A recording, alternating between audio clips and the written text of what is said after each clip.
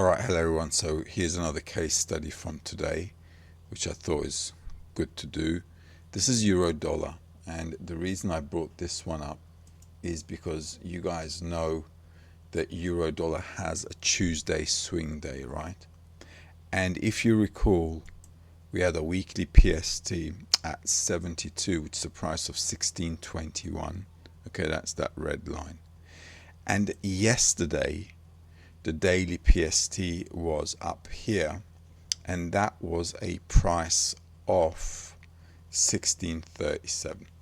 And I did say if we end up in these levels at trading hours at these levels, we'd like to sell, right? Because it's a Tuesday swing day, it's a swing hour, trade hour. As you can see, this one's at 6:15 yesterday. Let's take a look.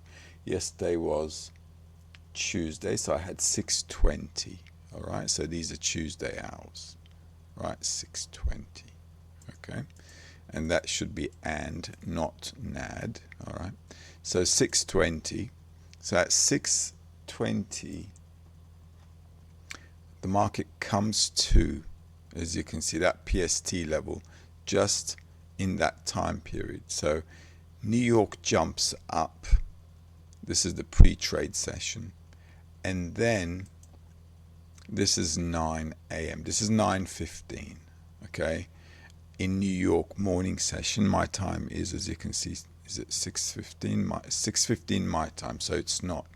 I think 9:30 is about 4:30, somewhere there.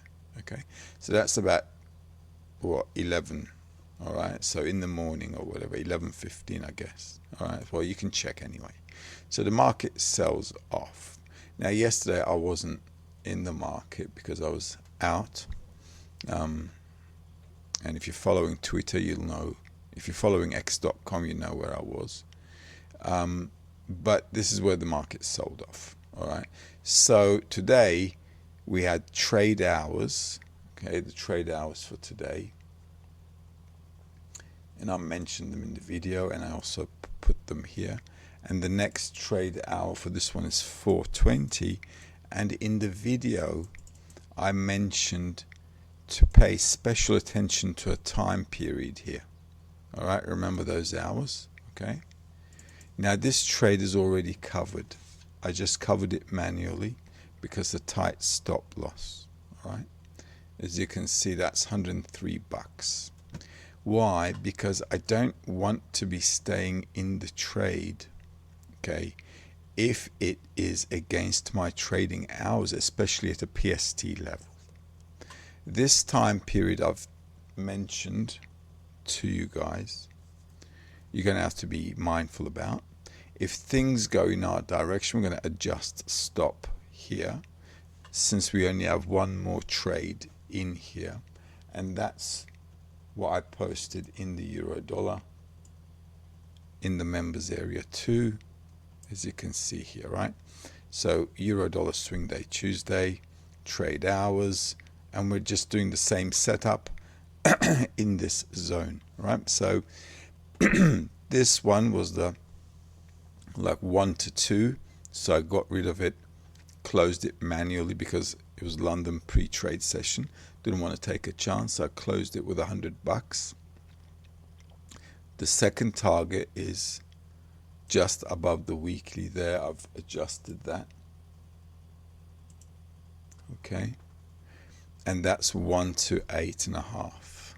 Okay, so that risk is 100, 103. This is 858. So even if I just do it slightly above the weekly, let's say, let's do this. All right, so it's about 830, 40 bucks. So we're just slightly above the weekly. All right, and that's like 1 to 8, which is fine. And that's the kind of targeting I like to do. If things go pear-shaped, okay, then all of a sudden we have a breakout to the upside, we're already covered and it's all okay. All right, because that time period I talked about is a bit tricky. All right, so this is euro dollar, but it's like standard procedure. Okay, so swing day, swing hour, PST price. It's like, yeah, we can do that. Okay, if you've missed it, then on a pullback into a trading hour around the same pricing, you can still enter the trade. Remember what I talked about in the previous case study video where I worked on where I looked at gold. All right, so if you miss out, which I had missed out, I showed you what to do with it. Same kind of thing here. If you didn't enter here, that's fine. Then a pullback to sell off is okay. Now in the Asia session today, I did have hours as well.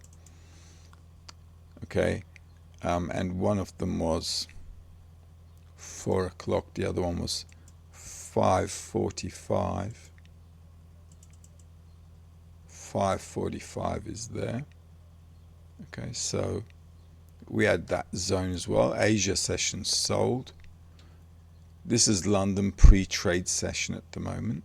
Okay, so that's it. This is like 10 o'clock my time it starts. And that's basically it. So we can keep dipping down, but if we go upwards, I don't want to be in that trade.